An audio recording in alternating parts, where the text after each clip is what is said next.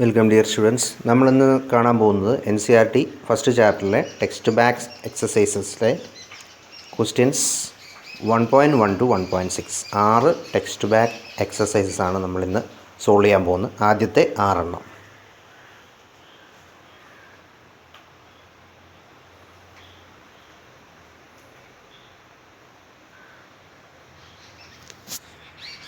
First question വളരെ സിമ്പിളായിട്ടുള്ളൊരു ക്വസ്റ്റ്യനാണ്. ആദ്യത്തെ force between two small charges separated by a distance. അതായത് ഡയറക്റ്റ് നമ്മുടെ കൂളംസ് ലോ അപ്ലൈ ചെയ്താൽ കിട്ടുന്നതാണ്. ചാർജും തന്നിട്ടുണ്ട്, ഡിസ്റ്റൻസും തന്നിട്ടുണ്ട്. ആദ്യത്തെ ചാർജ് 2 × 10⁻⁻⁷, രണ്ടാമത്തത് 3 × 10⁻⁻⁷. അവ തമ്മിലുള്ള ഡിസ്റ്റൻസ് 30 സെൻറ്റിമീറ്റർ അല്ലെങ്കിൽ 0.3 മീറ്റർ. അതുപോലെ തന്നെ നമ്മളിത് സോൾവ് ചെയ്യണം. ആദ്യം കൂളംസ് ലോയുടെ സ്റ്റേറ്റ്മെൻറ്റ് അതിൻ്റെ എക്സ്പ്രഷൻ നമ്മൾ എഴുതും. കൂളംസ് ലോ അനുസരിച്ചിട്ട് force is equal to 1/4πε0 × Q1 Q2/r² ആണ്. Q1 ആദ്യത്തെ ചാർജ്, Q2 രണ്ടാമത്തെ ചാർജ്, R അവ തമ്മിലുള്ള distance. F is equal to 1/4πε0 Q1 Q2/r². നമ്മൾ ആദ്യം 1/4πε0യുടെ വാല്യൂ എഴുതും. 9 × 10⁻⁹ ആണ് 1/4πε0യുടെ വാല്യൂ. Q1ൻ്റെ വാല്യൂ 2 × 10⁻⁷. പിന്നെ രണ്ടാമത്തെ ചാർജ് Q2ൻ്റെ വാല്യൂ 3 × 10⁻⁷. പിന്നെ ഇവ തമ്മിൽ സെപ്പറേറ്റ് ചെയ്തിരിക്കുന്ന ഡിസ്റ്റൻസ് 30 സെൻറ്റിമീറ്റർ അല്ലെങ്കിൽ 0.3 മീറ്റർ. മീറ്ററിലേക്ക് നമുക്ക് കൺവേർട്ട് ചെയ്യണം. പിന്നെ ഇവിടെ ഒരു കാര്യം കൂടെ ഉള്ളത്, ഇത് എയറിലാണ് വെച്ചിരിക്കുന്നത്. അതുകൊണ്ട് 1/4πε0 മാത്രം മതി. എയർ അല്ല, വേറെ ഏതെങ്കിലും മീഡിയം ഉണ്ടെങ്കിൽ εr കൂടി നമുക്ക് വേണമായിരുന്നു. ഇവിടെ സിംപ്ലി 1/4πε0 മാത്രം മതി. F is equal to 1/4πε0 Q1 Q2/r². Values substitute ചെയ്താൽ 1/4πε0 9 × 10⁻⁹, അതുപോലെ 2 × 10⁻⁷, പിന്നെ Q2 3 × 10⁻⁷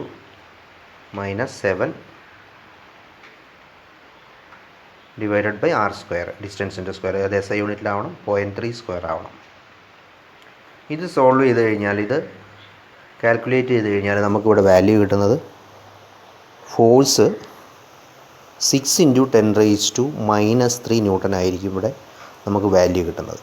അത് രണ്ടും പോസിറ്റീവ് ചാർജ് ആയതുകൊണ്ട് അത് force റിപ്പൽസീവാണ്.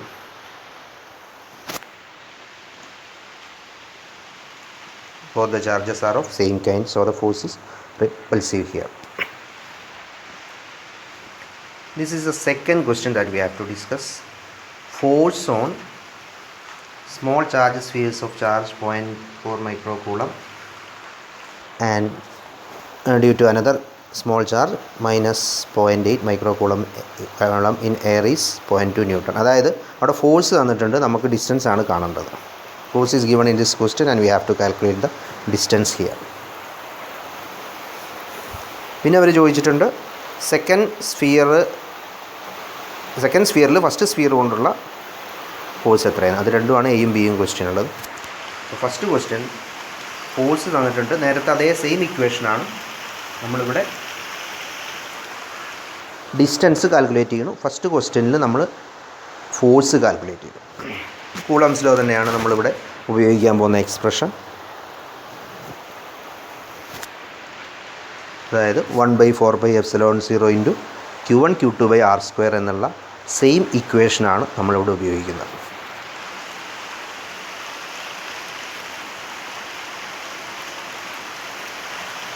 We are using the expression of Coulomb's law 1/4πε0 Q1 Q2/r². നമുക്ക് r² ആണ് കാണേണ്ടത്. We have to find out the value of r². So we are bringing it to the left side. നമ്മളതിനെ left സൈഡിലേക്ക് കൊണ്ടുവരുന്നു. And then the equation will be becoming r² is equal to 1/4πε0 × Q1 Q2 divided by capital F. നമുക്കിതിനെ ഓരോ ഇതിലും substitute ചെയ്യാം. 1/4πε0യുടെ value 9 × 10⁻⁹, പിന്നെ Q1ൻ്റെ value 0.4 into 10⁻⁴ micro കൂളമ്പാണ്. Q2ൻ്റെ വാല്യൂ 0.8 മൈക്രോ കൂളം. അപ്പോൾ നമ്മളത് micro we will be converting it into coulombs. So micro coulomb is equal to 10⁻⁶ coulomb, and then the force divided by force. So force is 0.2 Newton as given in the question. ഇത് r² value ആണ്. r value കാണണമെങ്കിൽ നമ്മൾ ഈ എഴുതിയിരിക്കുന്ന അത് calculate ചെയ്ത് അതിൻ്റെ root എടുക്കണം, square root. So r is equal to square root of that value. മുകളിൽ എഴുതിയ ആ സെയിം സംഭവം 9 into 10⁻⁹ into 0.4 into 10⁻⁻⁶ into 0.8 into 10⁻⁶ divided by 0.2. ഇതെല്ലാം റൂട്ടിൻ്റെ ഉള്ളിലാണ്.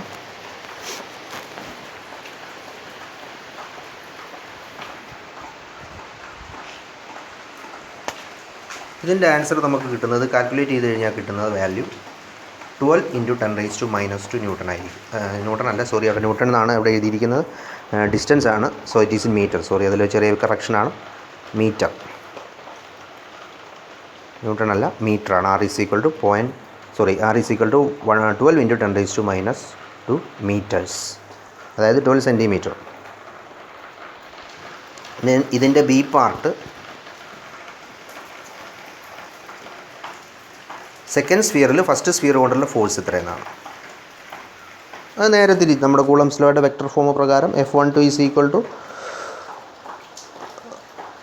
നെഗറ്റീവ് ഓഫ് F21, അതായത് രണ്ടും ഒന്ന് പോസിറ്റീവും ഒന്ന് നെഗറ്റീവുമാണ്. അപ്പോൾ രണ്ടും ഓപ്പോസിറ്റ് ചാർജാണ്. F12 നേരെ ഓപ്പോസിറ്റ് ആയിരിക്കും F21, അതായത് ഡയറക്ഷൻ മാത്രം. Direction only is different, but the magnitude is same.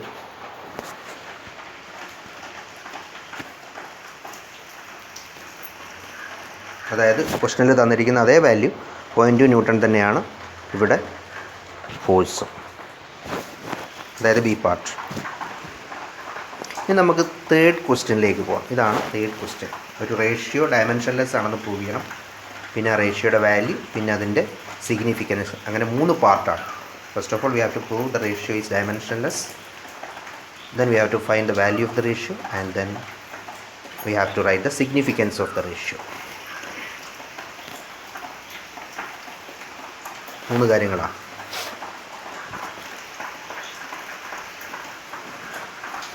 ആദ്യം തന്നെ നമ്മൾ ആ ഒരു അവസാനത്തെ പാർട്ടിൻ്റെ ആൻസർ ഒന്ന് നോക്കാം. അവസാനത്തെ പാർട്ട് വരുമ്പോൾ ഈ റേഷ്യോ, ആക്ച്വലി ഈ റേഷ്യോ എന്ന് പറയുന്നത് ke²/g_me_mp എന്ന് പറയുന്ന റേഷ്യോ ഇലക്ട്രോണും പ്രോട്ടോണും തമ്മിലുള്ള ഇലക്ട്രോസ്റ്റാറ്റിക് ഫോഴ്സിൻ്റെയും അപ്പോൾ തമ്മിലുള്ള ഗ്രാവിറ്റേഷണൽ ഫോഴ്സിൻ്റെയും റേഷ്യോ ആണ് ഈ സാധനം.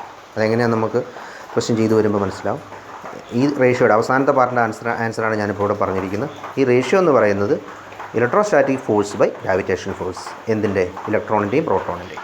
അപ്പോൾ നമുക്ക് നമ്മൾ ആദ്യത്തെ പാർട്ടിലേക്ക് പോകാം. റേഷ്യോ ഡയമെൻഷൻലെസ് ആണെന്ന് പ്രൂവ് ചെയ്യണം. അപ്പോൾ നമുക്ക് ke²/me×mp ഉണ്ട്. ഓരോന്നിൻ്റെ യൂണിറ്റ് എഴുതാം. ഡയമെൻഷൻ എടുക്കുന്നതിനേക്കാളും ഈസിയാണ് ആദ്യം യൂണിറ്റ് എഴുതി ചെയ്യുന്നത്. അപ്പോൾ ke², കെയുടെ യൂണിറ്റ് k 1/4πε0 ആണ്. അതിന് പകരമാണ് k കൊടുത്തിരിക്കുന്നത്. Newton metre square per coulomb square. പിന്നെ ചാർജിൻ്റെ E²ൻ്റെ c² ഡിവൈഡഡ് ബൈ ജിയുടെ value newton metre square per kilogram square, പിന്നെ ഇൻറ്റു me×mp, അത് കിലോഗ്രാം സ്ക്വയർ. അപ്പോൾ ഇതെല്ലാം കൂടെ ഏകദേശം ക്യാൻസലായി പോകും. ബാക്കി നമുക്ക് കിട്ടുന്നത് m⁻⁴, l⁻⁴, t⁻�0 എന്ന് മാത്രമായിരിക്കും. അതായത് നമുക്ക് തന്നിരിക്കുന്ന ഈ വാല്യൂ ഡയമെൻഷൻലെസ് ആണ്. പിന്നെ അവിടെ പറഞ്ഞിരിക്കും നമുക്കിതിൻ്റെ വാല്യൂ കാണാനാണ്. അതായത് ke²/gme×mp. ഓരോന്നിൻ്റെ വാല്യൂ എടുക്കുക. കെക്ക് പകരം 9 ഇൻറ്റു 10⁻⁹, ഇലക്ട്രോണിൻ്റെ ചാർജ് 1.6 ഇൻറ്റു 10⁻⁻⁹, അതിൻ്റെ സ്ക്വയർ വേണം. പിന്നെ g ഗ്രാവിറ്റേഷൻ കോൺസ്റ്റൻ്റ് ആണ്, അതിൻ്റെ വാല്യൂ 6.6 ഇൻറ്റു 10⁻34 ആണ്. അതുപോലെ me ഇലക്ട്രോണിൻ്റെ മാസ് 9.1 ഇൻറ്റു 10⁻31. അതുപോലെ പ്രോട്ടോണിൻ്റെ മാസ് mb 1.27 ഇൻറ്റു 10⁻27. ഇത്രയും കൊടുത്തു കഴിഞ്ഞാൽ നമുക്ക് റേഷ്യോയുടെ വാല്യൂ കിട്ടുന്നത് 2.287 ഇൻറ്റു 10⁻39 ആയിരിക്കും. 2.287 ഇൻറ്റു 10⁻39. പിന്നെ ഇവിടെ ഇതിൻ്റെ സിഗ്നിഫിക്കൻസ് എന്ന് പറയുന്നത് നമ്മൾ നേരത്തെ പറഞ്ഞതുപോലെ ഇലക്ട്രോസ്റ്റാറ്റിക് ഫോഴ്സിൻ്റെയും ഗ്രാവിറ്റേഷണൽ ഫോഴ്സിൻ്റെയും റേഷ്യോ ആണത്. അതായത് കെ 1/4πε0 വരെ നമ്മൾ കെ എന്ന് എടുത്താൽ ke²/r² ഇലക്ട്രോസ്റ്റാറ്റിക് ഫോഴ്സും GME/mp/r² ഗ്രാവിറ്റേഷണൽ ഫോഴ്സും, ഇതിൻ്റെ രണ്ടിൻ്റെ റേഷ്യോ ആണിത്.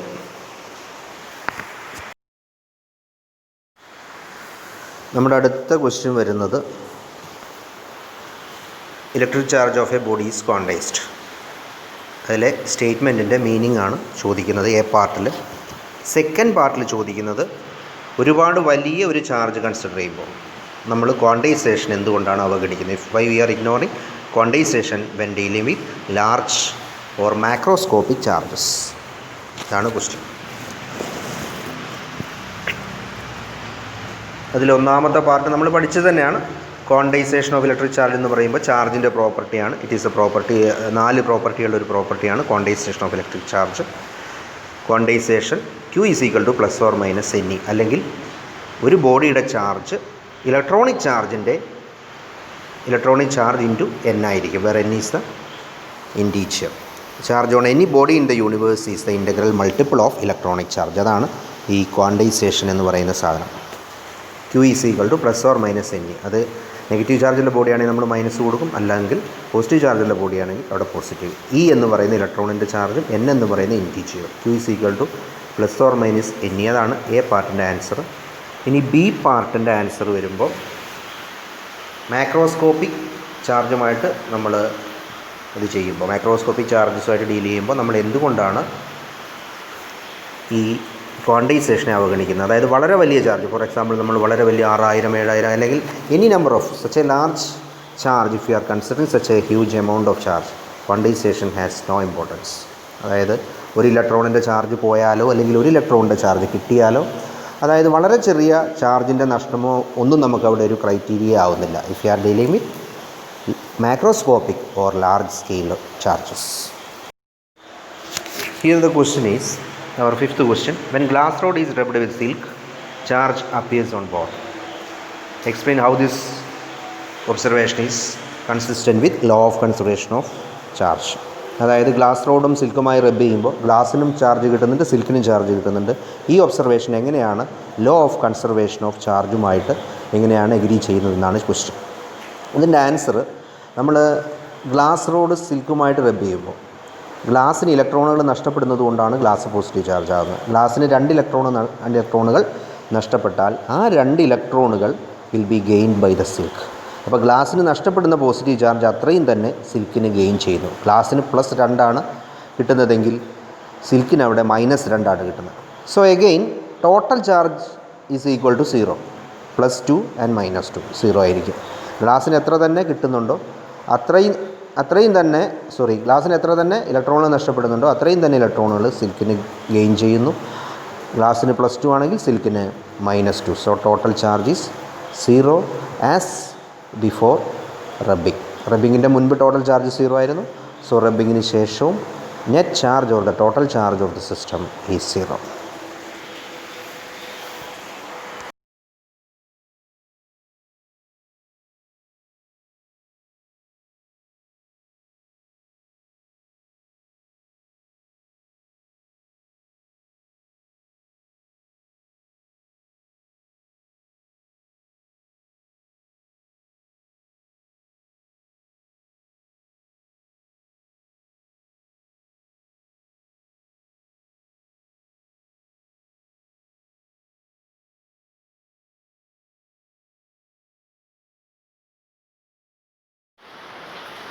This is our last question. അതായത് 4 point charges, 4 point charges, 2 microcoulomb, -5 microcoulomb, 2 microcoulomb and -5 microcoulomb are located at 4 corners of a square ABCD of side 10 cm. What is the force on a charge of 1 microcoulomb placed at the center? സെൻറ്ററിൽ വെച്ചിരിക്കുന്ന ഒരു 1 മൈക്രോകൂളമ്പിൻ്റെ മുകളിലുണ്ടാകുന്ന total ഫോഴ്സാണ് ചോദിക്കുന്നത്. ഇവിടെ നമ്മൾ ഈ picture ശ്രദ്ധിക്കേണ്ടത്, ഇവിടെ ക്വസ്റ്റ്യനിൽ തന്നിരിക്കുന്നത് ABCD എന്ന് പറയുന്ന സ്ക്വയർ, ഈ സെൻറ്ററിൽ മാർക്ക് ചെയ്തിരിക്കുന്ന സെൻറ്ററിൽ നമ്മൾ ഒരു 1 കൂളമ്പിനെ വെക്കുന്നുണ്ട്. അപ്പോൾ ഈ പിക്ചറിൽ ABCD എന്ന് പറയുന്ന ഈ സ്ക്വയറിൻ്റെ സൈഡ് 10 cm ആണെന്ന് പറഞ്ഞിട്ടുണ്ട്. എയിൽ -2 മൈക്രോകൂളമാണ്. ഇവിടെ ശ്രദ്ധിക്കേണ്ട ഒരു കാര്യം, ഓപ്പോസിറ്റ് കോർണേഴ്സിലെല്ലാം സെയിം ചാർജാണ്, -2 മൈക്രോകൂളം. സിയിലും -2 മൈക്രോകൂളം.